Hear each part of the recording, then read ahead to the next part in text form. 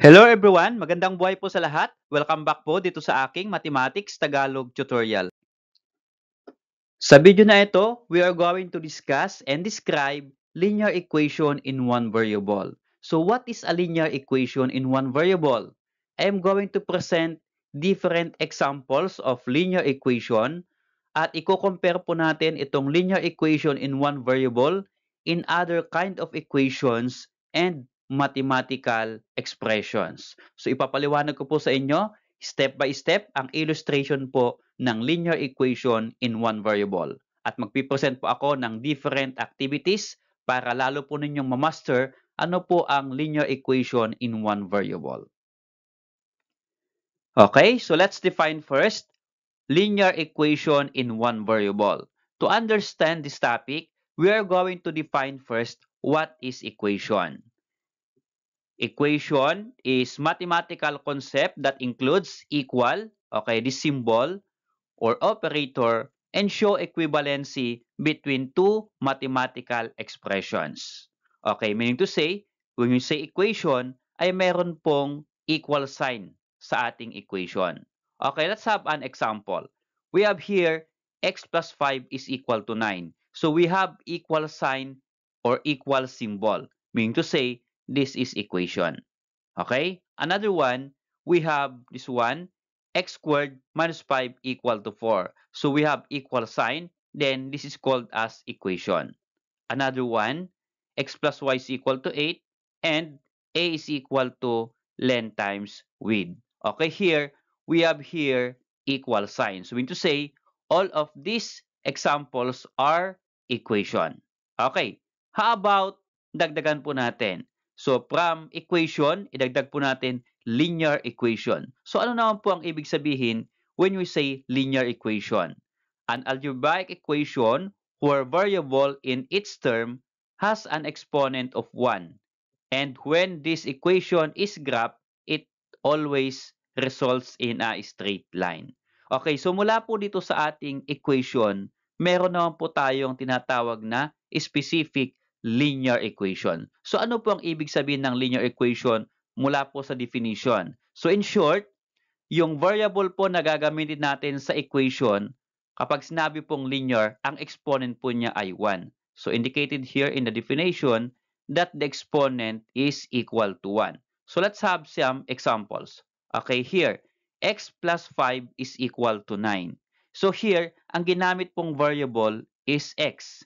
And then the exponent of x here ay wala pong naka-indicate na exponent. Meaning to say, ang exponent po nito ay 1.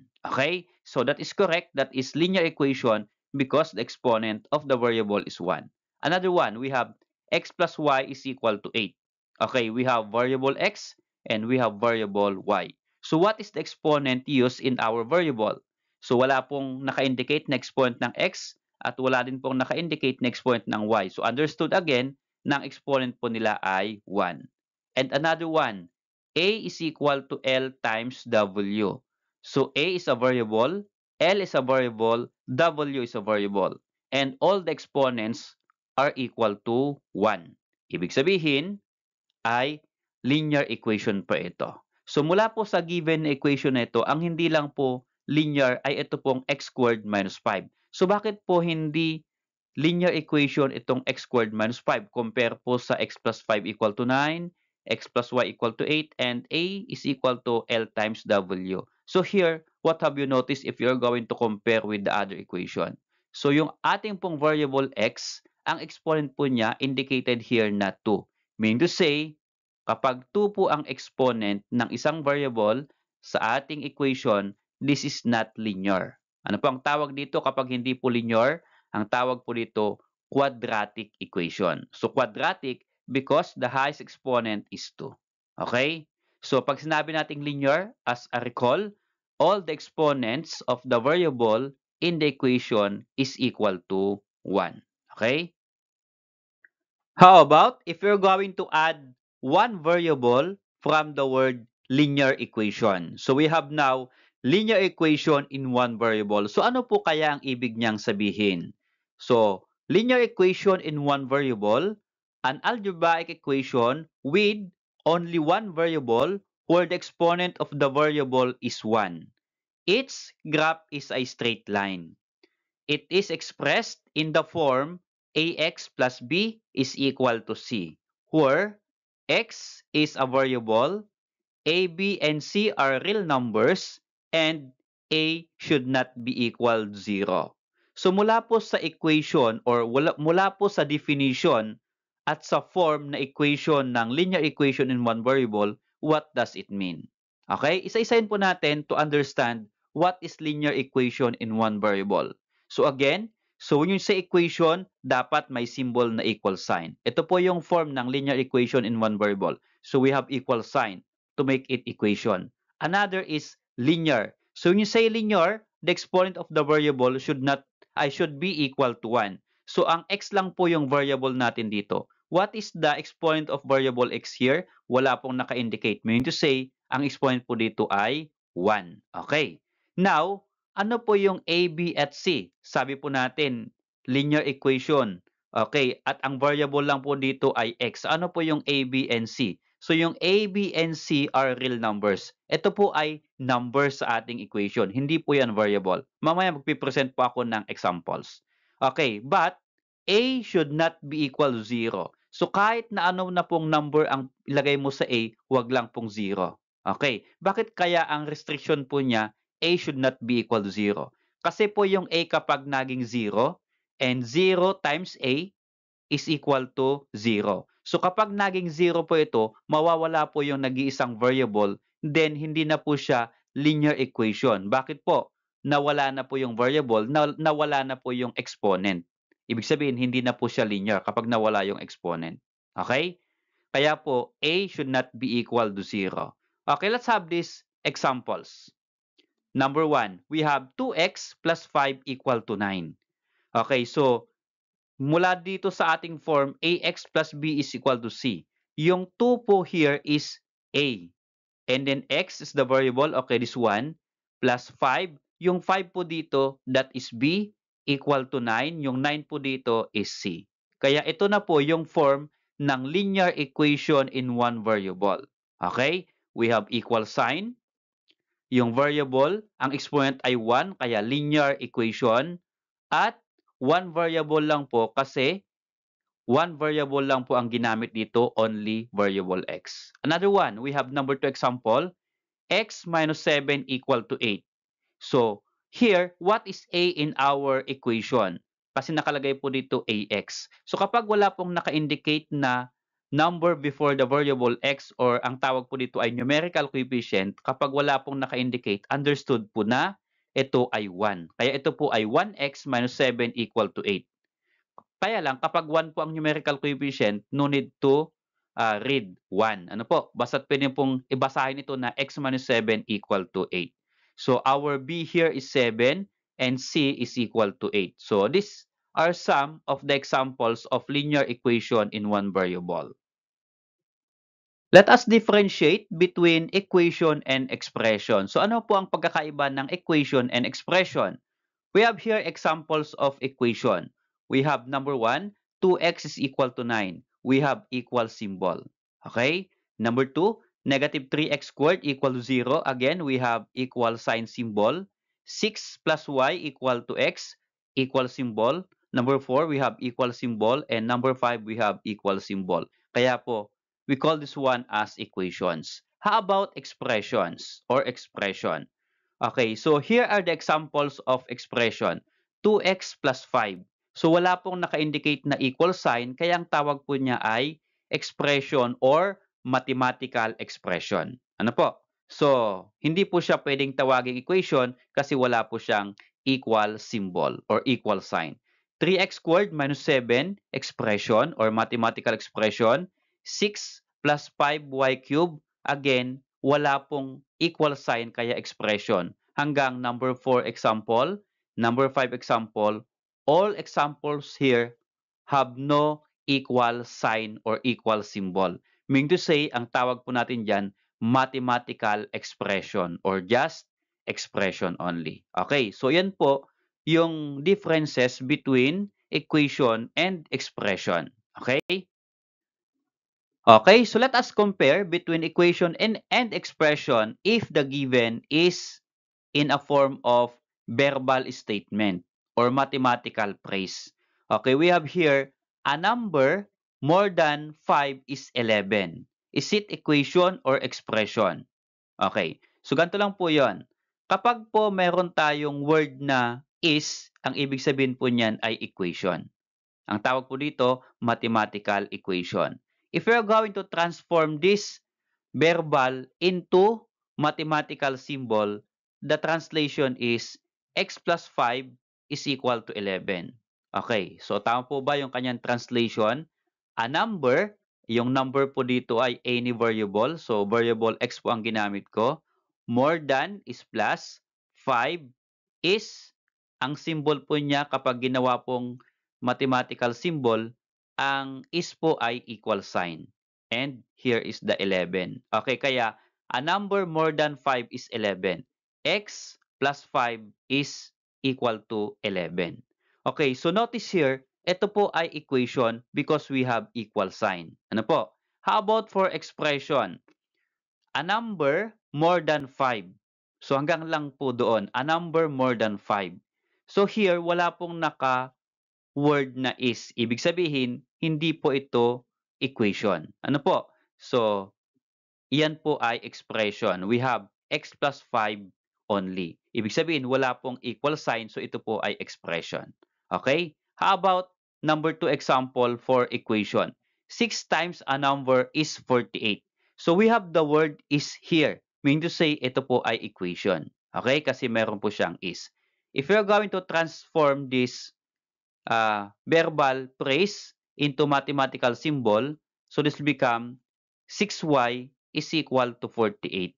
So, tama po ba yung translation niya? 6 times a number. So, 6, ito po, times a number. So, any variable, variable y po ang ginamit ko. Kaya, 6 times a number or 6y or 6 times y here is 48. So, again, ang is ay equal sign and this is 48. So, ito po ay equation because we have the word equal sign. Yan nga po yung is. How about another one example for expression? We have the sum of a number and 6. The sum of a number and 6. Meron po ba tayong is dito na word? Wala po. Mean to say, ito po ay expression. Kaya kapag tin-translate po natin itong the sum of a number and 6, ito po yung kanyang translation. M plus 6. Okay. Yung say sum plus, ang i-add daw po natin number and 6. So ang number po na ginamit ko ay variable m and then ito po yung 6. Kaya po ang translation po niya ay m plus 6. Okay? So those are the difference between equation and expression in a form of verbal symbol or verbal phrase or in a form of mathematical symbol. Okay, so we are going to compare examples of linear equation in one variable and examples of not linear equation in one variable. Okay, so here are the examples of linear equation in one variable. So again, from the word equation, we have equal sign. And from the word one variable, dapat ang gagamit nating variable ay isa lang pong variable. So sa ating pong number 1, variable x lang po ang ginamit. Okay? At ito po ay linear kapag ang exponent po ay 1. So, ang exponent po ay 1, isang variable lang po ang ginamit, variable x, at mayroon pong equal sign. Ang tawag po dito, linear equation in one variable. Another one, number 2. Negative 3x minus 7 is equal to 8x. So again, we have equal sign at meron po tayong variable. So, ang variable po dito ay x lang. So, ang ibig sabihin po ng one variable, kahit na maraming x ang nakalagay sa equation, basta't x lang po, wala pong ibang letter or ibang variable. Okay, so pwede lang po yan. Hindi po ang ibig sabihin ng one variable ay minsan lang po mag-a-appear yung x. Pwede pong mag-appear yung x sa iba't ibang terms, basta't x lang po. Huwag lang pong madadagdagan ng ibang variable, ay okay po yon. Ang tawag po dito ay one variable pa rin. Okay.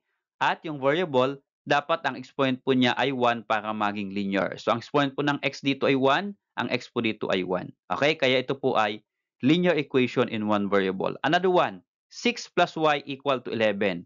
Isang variable lang po y. at ang exponent po ng y ay 1 at meron pong equal sign, ibig sabihin, linear equation in one variable. So kahit po sa number 4, meron pong close and open parenthesis, still linear equation in one variable po ito. We have m ang ginamit na variable. Nag-appear nga lang yung m twice, pero m pa rin naman po yan. Iisa lang po yung variable na ginamit. Kaya one variable pa rin po ito. Ang exponent po ng m ay 1, so linear pa rin po ito. Okay? How about number 5? We have 3 times p plus 2 equal to 2 times p minus 6. This is still linear equation in one variable. We have equal sign. Ang variable pa na ginamit ay only p. Wala na pong ibang variable. At ang exponent po ng p dito ay 1. Okay? Kaya ito po ay linear equation in one variable. How about those are not linear equation in one variable? Meron po ba? Okay. Just like this one. We have number 1, 2x plus 5 is greater than 9. So, wala pong equal sign na ginamit dito. Ang ginamit po dito ay inequality symbol, is greater than. Meaning to say, hindi po siya equation. Ano po? Kasi wala pong equal sign. Kaya, not linear equation in one variable. Another one, number 2, 3x squared minus 7 is equal to 8. So, we have equal sign here, equation siya. Okay? Ang ginamit lang po na variable ay x, one variable. Pero bakit kaya not linear equation in one variable ito? Bakit po? Ito po ay not linear. Ano po? Kasi ang exponent ng x dito ay 2. Meaning to say, hindi na po siya linear equation. Ano na po ang tawag dito sa equation nito? Again, ang tawag po dito ay quadratic equation.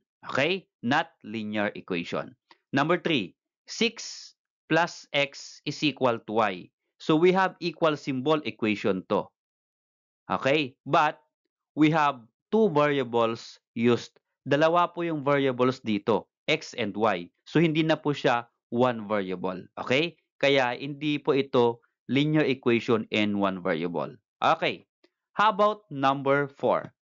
2 times m minus 7 is equal to m raised to the third power.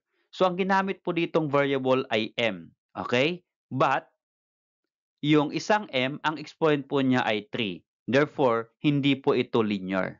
Ano po? So ano po ang tawag po dito kapag ang highest exponent ng variable ay 3?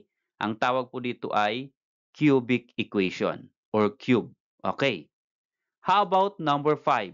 3 times n plus 2 plus 2 times n minus 6. Notice here, kagaya po ito ng number 5, meron pong close and open parenthesis, but ang pagkakaiba po nila, wala po itong equal symbol or equal sign. Ano po?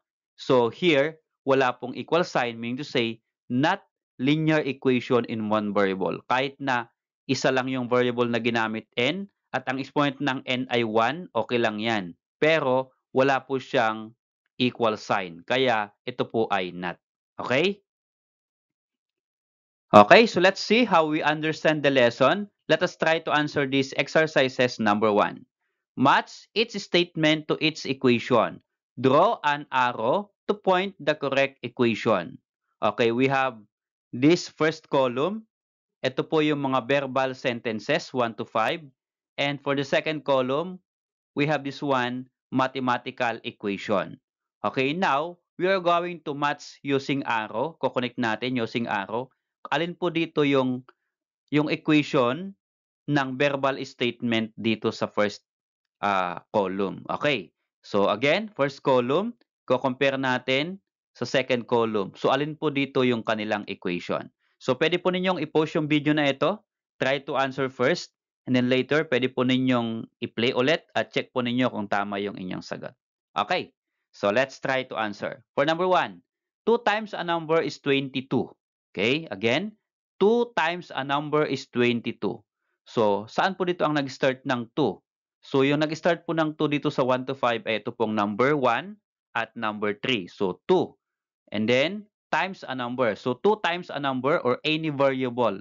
Pag sinabi pong a number, so any variable. So, pwede po ito 2 times x, pero meron din po itong 2 times x. So, dalawa po sila. So, we're going to choose which one. So, ituloy po natin is 22 or is equal to 22. So, alin po dito ang equal to 22?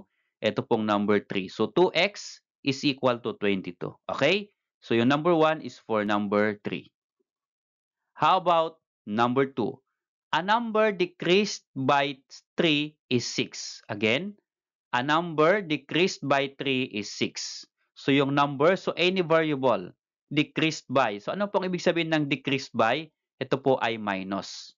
Okay, a number minus. So any variable po yung a number. So meron po tayong minus lang po dito. So a number m minus 3 or decreased by 3 is equal to 6. Ito po yung is 6. Okay? Kaya yung number 2 po natin ay for number 4. How about number 3? Twice a number is 10. Okay? So twice a number is 10. 2x is equal to 10. Ito po yun. Okay? Number 1. So ang ibig sabihin po ng twice is 2. A number is variable. So variable x po ang ginamit is 10 or is equal to 10. Ano po? So twice a number or 2 times a number, pareho lang po yan, 2x. Okay? How about number 4? 9 added to x is 5. So when you say added to plus, so 9 plus x. Meron pong 9 plus x, ito pong number 5. 9 plus x is equal to 5. So is 5. Okay? So yung number 4 is for number 5. How about for number 5? 1 half of x is 11. So 1 half, ito po yung ating 1 half of x, okay, times x is here 11. So 1 half x is equal to 11. Okay? So yung number 5 is for number 2. Okay, so if you got the perfect score, congratulations. Okay, kung hindi naman, okay, try nyo yung next activity. Okay, so let's try this exercises number 2. Write T if the given is linear equation in one variable and F if not. Okay, so lagay po natin ng T dito sa ating equation kapag ito po ay linear equation in one variable. At kapag naman po hindi, ilagay po natin ay F. Okay, for number 1, 2x minus 7 is equal to 10. So again, pwede po ninyong i-post yung video na ito. Try to answer first. And then later, ay play po ninyo, then check natin yung inyong sagot. Okay? So let's try to answer. Ito po bang number 1 ay linear equation in one variable or not? So 2x minus 7 equal to 10. So ang variable po na ginamit ay x. Ang exponent po ay 1. Okay? Meron pong equal sign. So ang tawag po dito, perfect example of linear equation in one variable. And that is true. How about number 2? Negative 4 plus m equal to 9. Is it linear equation in one variable? Yes. We have equal sign, only one variable m. Ang exponent po ng m ay 1. Okay? So that is equal to true. How about number 3? 2x squared equal to 22. Is it linear equation in one variable? No. Bakit po no? Okay, may equal sign, may isa lang ang variable x pero ang exponent po ay 2. So, hindi po ito linear. Okay? So, for number 3, that is false. How about number 4? N minus 3 plus 6. Okay, is it linear equation in one variable or not? Ito po ay not. So, ito po ay F. Bakit po hindi po ito linear equation? Kasi po wala pong equal sign, ibig sabihin hindi po yan equation. Ito po ay expression. Okay? Kaya number 4, iyan po ay false. How about number 5? X plus 8 equal to y. Is it linear equation in one variable? Okay, this is no. Bakit? Dalawa pong variable ang ginamit, x and y. Kaya hindi po ito one variable. So this is F. That is not linear equation in one variable. For number 6, 2 times, okay, close and open parenthesis, a plus 5 is equal to 7. So, how many variable used? Isa lang po, a. Ano po exponent po niya? 1. May equal sign? Yes, may equal sign. So, ito po ay example po ng linear equation. Kaya ito po ay true. Okay? So, again, if you got the perfect score, congratulations. Okay, so another one. Try this activity. Write T if the given is linear equation in one variable and F if not. Okay, so ang given po dito, 1 and 2 ay mathematical symbol. Equation po siya. But for number 3, 4, and 5, ang given po ay in a form of verbal statement. Okay, so here, hindi ko po ipipresent yung correct answer. pwede po ninyong i-comment sa comment box yung inyong sagot. Pwede po ninyong i-post yung muna yung video na ito and then try to answer. Then kapag may sagot na kayo, baka pwede naman pong i-share ninyo sa ating comment box sa baba. Okay, so tingnan po natin kung tama po yung inyong sagot. Salamat sa panonood. Nawa po ay natuto kayo at natulungan ko po kayo sa inyong pag-aaral. See you on my next video lesson.